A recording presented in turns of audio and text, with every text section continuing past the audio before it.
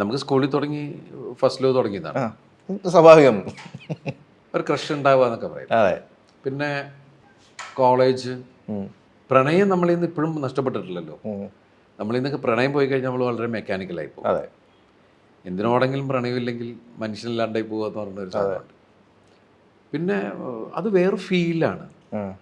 ഇത് പറയുമ്പോഴും നമ്മൾ പണ്ടെന്നൊക്കെ പറഞ്ഞാൽ ഒരു പ്രണയം തോന്നിക്കഴിഞ്ഞതൊന്ന് കമ്മ്യൂണിക്കേറ്റ് ചെയ്യാന്ന് പറഞ്ഞൊരു വലിയ വിഷയമുണ്ടല്ലോ. അത് അവരൊന്ന് നോക്കിയെന്ന് പറഞ്ഞാൽ നമ്മൾ ഇതായി, ആ ദിവസം സെറ്റാ. നമ്മൾ ആ ദിവസം അവർ ഫലഭൂയിഷ്ടമാക്കി എന്നുള്ള രീതിയിൽ ഇതൊന്നും എങ്ങനെ പറയും. അതിന് ചിലപ്പോൾ ഒരു ദൂതനുണ്ടാവും, ഹംസയൊക്കെ ഉണ്ടാവും ഇതിൻ്റെ ഇടയിൽ.